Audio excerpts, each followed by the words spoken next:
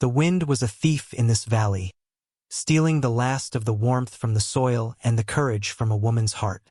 It clawed at the sod roof of the small house Alara now inhabited alone, a constant, whining reminder of how empty the rooms were, how thin the walls.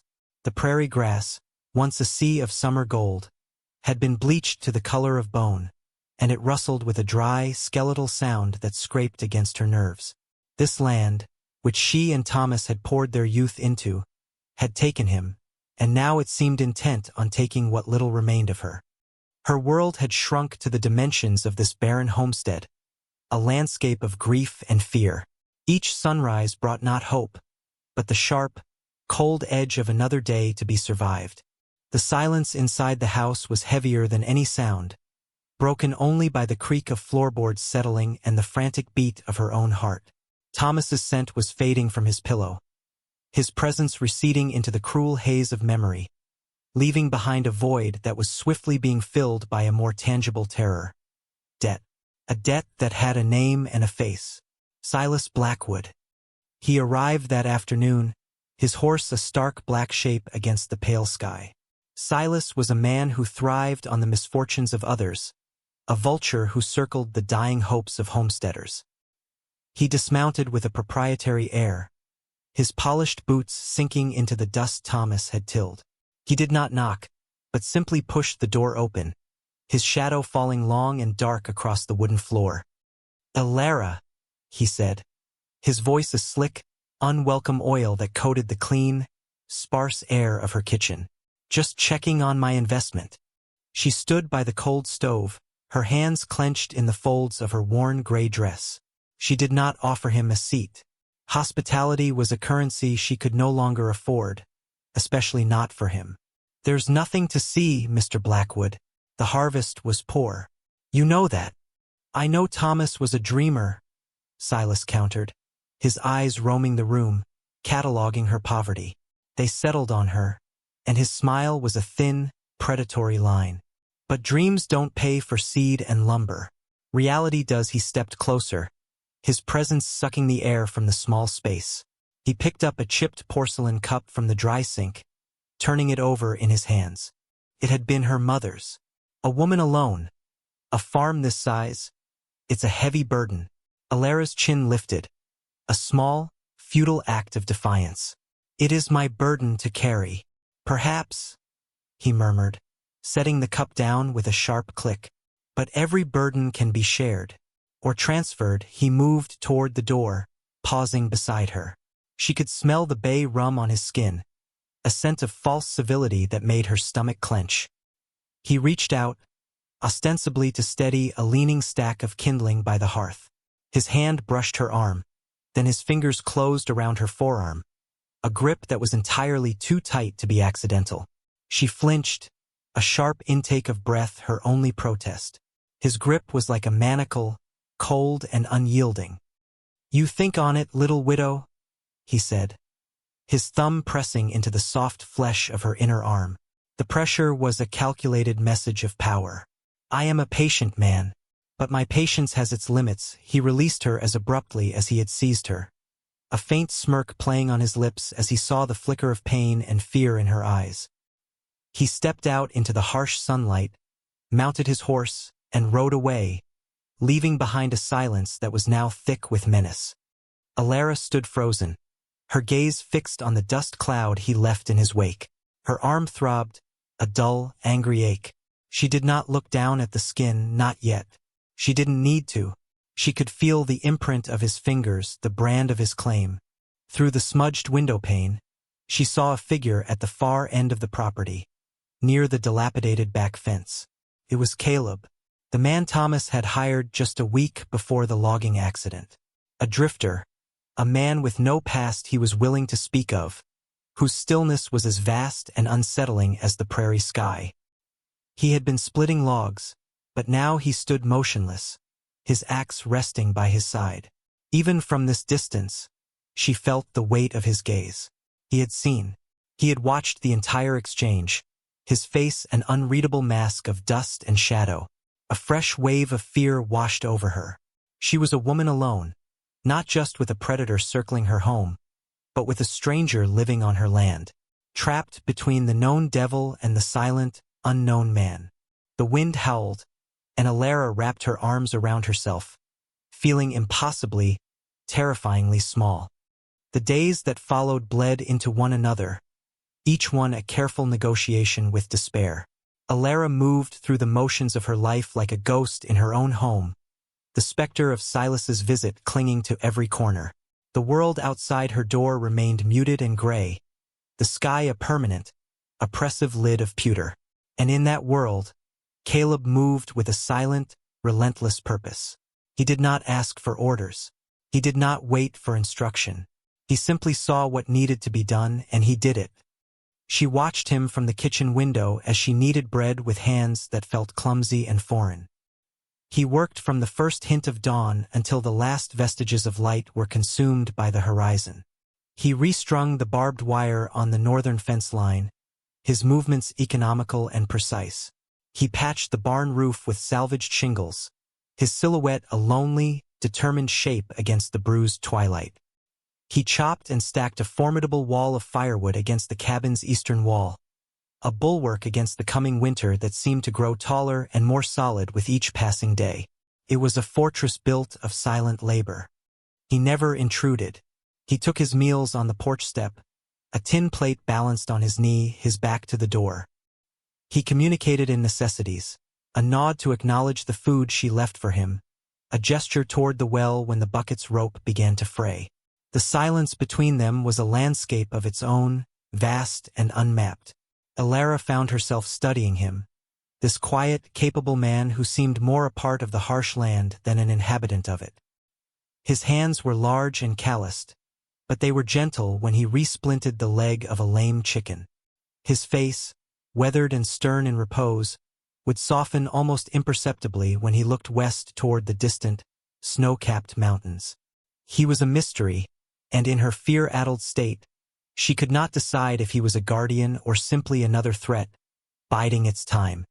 Her tentative peace was shattered 2 weeks later. Silas Blackwood returned. This time, he did not bother with the pretense of a social call. He strode into her home carrying a heavy leather-bound ledger, which he dropped onto the kitchen table with a resounding thud. The sound echoed the slamming of a cell door. "Time for an accounting, Alara," he announced, flipping open the book. Columns of spidery ink marched across the pages, a testament to her ruin. Interest compounds. Debts grow. Thomas was careless. His finger traced a line, stopping at a figure that made the air leave her lungs. "That can't be right," she whispered, her voice trembling. "Oh, it's right," Silas said, his eyes glinting. He closed the ledger and leaned across the table, his voice dropping to a conspiratorial murmur. "But figures can be managed. An arrangement can be made. Property like this needs a man's hand. A woman like you." He let the sentence hang in the air, heavy and soiled. She recoiled, pushing her chair back. "I will find a way to pay you." He laughed, a dry, rasping sound. "With what? Hope? Memories?" He rounded the table, cornering her against the cold stove. She was trapped, the memory of his last visit a fresh wound. He reached for her, his intentions sickeningly clear. She tried to twist away, but his hand shot out, grabbing her arm in the same spot as before. This time there was no pretense. The grip was brutal, his fingers digging into her flesh with cruel ownership. "Don't be a fool," he snarled, his face close to hers. "There is only one way out of this for you, and I am offering it." A sharp, splintering crack from the yard cut through his words. Both of them froze. Through the window they saw Caleb. He had just split a massive log with a single powerful swing of his axe. Now he stood perfectly still, the axe held loosely in one hand, its blade gleaming in the weak afternoon light. He was looking directly at the house, at them. Silas's grip faltered for a fraction of a second. He glanced from Caleb's unnerving stillness back to Alara's terrified face. He was a bully, not a fighter, a man who preyed on the weak and isolated. The silent, unblinking judgment of the man in the yard was something he had not accounted for. He released her arm with a shove, a sneer twisting his lips to mask his sudden unease. "You have a week," he hissed, his voice low and venomous. "Then my patience runs out, and I will collect what is mine." He stormed out of the house, refusing to look toward the woodpile as he untied his horse and galloped away. Alara sank into a chair, her body shaking uncontrollably. She stared at her arm. This time, the marks were immediate, an angry constellation of darkening purple against her pale skin. Footsteps sounded on the porch, heavy and deliberate. Her head snapped up as the door creaked open. Caleb stood on the threshold, his large frame filling the doorway. He did not speak. He simply looked at her, his gaze dropping to her arm, then rising to meet her eyes. In their depths, she saw not pity, but a cold, gathering storm. He gave a short, sharp nod, a gesture of grim acknowledgement, and then retreated, leaving her alone with the throbbing in her arm and the terrifying, nascent flicker of someone else's fury. The cold deepened its hold on the valley, leaching the last color from the world. A fragile crust of frost silvered the ground each morning, and the air grew thin and sharp, carrying the promise of snow. Alara moved through the stark, waiting world, her own spirit frozen in a state of suspended dread.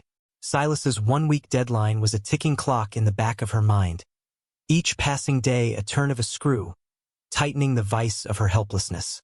The bruises on her arm had blossomed into a sickening tapestry of purple and black, a constant, physical reminder of her shame and her peril.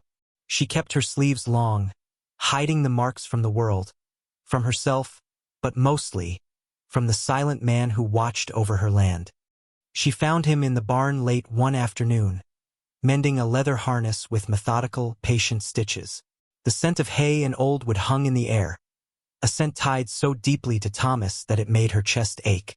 A heavy sack of oats, which she had been trying to drag from the storage bin, sat stubbornly in the middle of the floor. It was a simple task, one she had performed 100 times, but today her body felt weak, her resolve frayed to nothing. The ache in her arm was a hot, insistent throb. With a sigh of frustration, she gripped the coarse burlap, pulling with all her might. The sack barely budged. She repositioned her feet, bent her knees, and pulled again, a small, desperate sound escaping her lips. As she strained, the worn cuff of her dress sleeve slid up past her wrist, exposing the mottled, ugly truth of her arm. A shadow fell over her. Caleb was there, his presence sudden and absolute. He had moved without a sound. Before she could react, he reached down, his large, calloused hand closing over the top of the sack. His other hand went to her elbow, not to grab, but to steady her, to signal for her to let go. She released her grip, her fingers tingling and numb. He lifted the 100-pound sack with an ease that seemed to defy its weight, setting it down precisely where she needed it. She started to murmur her thanks, a reflexive, meaningless courtesy, but the words died in her throat. He wasn't looking at the sack. His gaze was fixed on her arm. He stood utterly still, his head slightly lowered, his eyes tracing the map of her injury. The fading light from the barn door cast his face in sharp relief, carving deep lines around a mouth set like granite. The ambient sounds of the farm, the distant lowing of the milk cow, the rustle of wind through the eaves, all seemed to fall away, leaving a silence that was profound and heavy. In that silence he saw everything, not just the bruises but the story they told. The fear she lived with, the humiliation she tried to hide, the slow, grinding erosion of her spirit. His expression, usually so impassive, so guarded, shifted. A darkness gathered in his eyes, a dangerous, elemental anger that was more terrifying and, paradoxically, more reassuring than anything she had ever seen. It was an anger on her behalf. He slowly raised his eyes from her arm to her face. He searched her gaze, and she felt stripped bare, as if he could see the last, trembling remnants of her hope. She expected questions or perhaps pity. He offered neither. His quiet was not an absence of words, but a presence of understanding. He had seen the circling vulture, and now he had seen the wounds left by its claws. He took a step back, breaking the intensity of the moment, and looked out the wide barn door at the vast, unforgiving land that stretched to the horizon. It was a place that demanded strength, that broke anything that was not hard enough to endure it. When he turned back to her, his decision was settled, forged in that moment of silent witness. His voice, when he finally spoke, was low and rough, like stones grinding together, a sound unaccustomed to use but as solid as the earth beneath their feet. "Pack your burdens," he said. It was not a suggestion. It was a quiet ordinance, a statement of fact. Alara stared at him, confused, her mind struggling to catch up. "Pack? Go where?" He saw the question in her eyes. He held her gaze, and the formidable wall of his stoicism seemed to crack, just for an instant, allowing her a glimpse of the fierce, protective resolve that burned beneath. "You're mine now." The words settled in the cold air, monumental and strange. She understood them not as a claim of possession, but as an acceptance of responsibility. It was the most profound vow she had ever heard. "Your fight is my fight. Your fears are my burden to carry. I will not let you be broken." In that stark, simple declaration, he offered her not a cage, but a shield. He was taking her past, her debt, her terror, and placing it squarely on his own broad shoulders. Tears welled in her eyes, hot and sudden, but she did not let them fall. For the first time since Thomas's death, the crushing weight on her chest eased, just enough to let a fragile breath of hope seep in. She gave him a single, trembling nod. It was all the answer he needed. The night was a fever of purpose. Alara moved through the house that had become her prison, gathering the few things that mattered. Her mother's porcelain cup, Thomas's worn Bible, a small tintype photograph of them on the day they'd first staked their claim on this land, their faces bright with a hope that now felt like a relic from another life. She was not just packing a bag. She was closing a chapter, sealing away a life that was no longer hers to live. With each object she packed, she felt herself shedding a layer of fear, of grief, of helplessness. Caleb worked outside, his movements silhouetted by the light of a single lantern. The sounds of his preparations, the creak of saddle leather, the soft nicker of his horse, the gentle clink of a canteen being filled, were the sounds of her salvation. There was no discussion of a plan, no talk of where they were going. Trust had become the unspoken language between them, a bond forged in shared hardship and a quiet, mutual recognition of character. She was placing her life into the hands of a near stranger, yet it felt like the only sane, solid thing left in a world that had crumbled around her. They were ready before the first hint of dawn. A pale, ethereal light was just beginning to separate the dark earth from the ink-black sky. Caleb had his sturdy packhorse loaded with their combined possessions, a small, sad testament to two solitary lives. He stood by his own mount, a powerful roan that watched the horizon with an intelligent, steady gaze. He helped Alara tie her small bundle behind the saddle, his hands brushing hers briefly. The touch was impersonal, practical, yet it sent a tremor of warmth through her. The sound of hoofbeats came suddenly, a frantic, angry drumming that shattered the morning's fragile peace. 3 riders crested the low rise to the east, their forms dark and menacing against the nascent dawn. Silas Blackwood, flanked by 2 rough-looking men Alara had never seen before. A cold dread, familiar and sickening, coiled in her stomach. Silas had come to collect. "Leaving so soon, little widow?" Silas called out, his voice dripping with smug malice as they reined in their horses, blocking the path. "You didn't think you could just run out on your obligations, did you? That debt isn't settled." Caleb didn't turn to look at Alara. He simply took a half-step, subtly positioning his body between her and the threat. He faced Silas, his posture relaxed, his hands loose at his sides. He looked like a part of the landscape, as immovable as the ancient stones that littered the valley floor. "Her debt is with me now." Caleb's voice was calm, a low rumble that carried easily in the still air. "We're leaving." Silas let out a harsh bark of a laugh. "With you? A penniless drifter?" She belongs to this land, to this debt. And that makes her mine. He nodded to his men. A sharp, dismissive jerk of his chin. Remind this fool of how things work.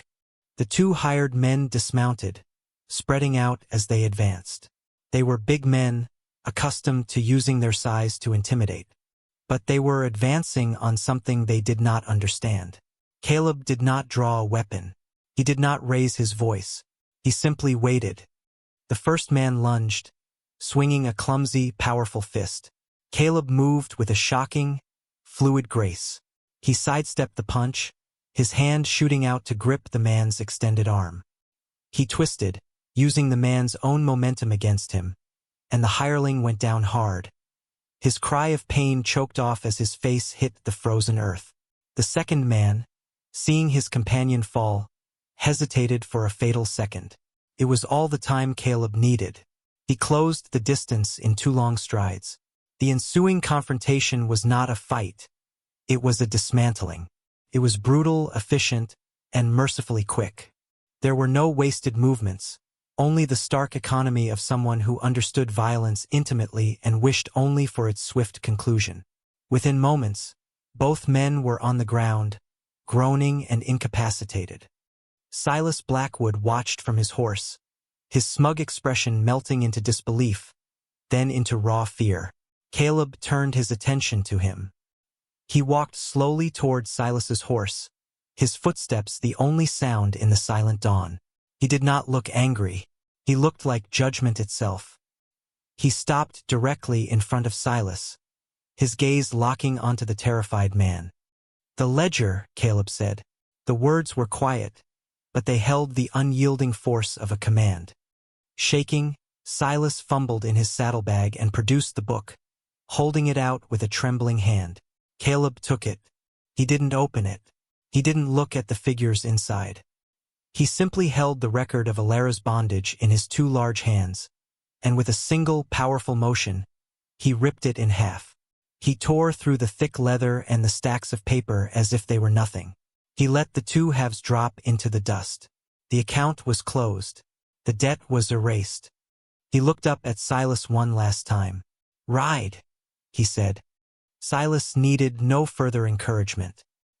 He wheeled his horse around and fled, his defeated men struggling to their feet and stumbling after him. The rising sun broke over the horizon, flooding the valley with a clean, golden light. The threat was gone. Caleb walked back to Alara. He looked at her, his face calm, and offered her his hand. She placed her trembling hand in his, and he helped her mount his horse, his touch strong and sure. He swung up into the saddle behind her, his body a solid, warm presence at her back. With a soft click of his tongue, he urged the roan forward. They rode away from the homestead, away from the ghosts of the past and the predators of the present, without a single backward glance. The long shadows of the morning stretched out before them, pointing the way west. The silence that enveloped them now was different. It was not the silence of strangers, but the comfortable, profound quiet of a shared sanctuary. Alara leaned back slightly, allowing herself to rest against the steady strength of the man who had shouldered her burdens.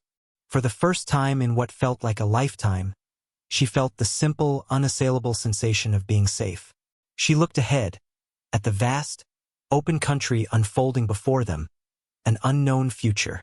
She understood then that some bonds were not forged in courtships or pretty words, but in the crucible of hardship, in the silent language of action, and in the solemn, unspoken promise of one soul choosing to stand as a shield for another.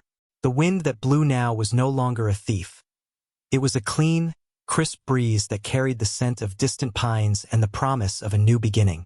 She was no longer a widow, a victim, a debtor. She was a survivor, and she was not alone.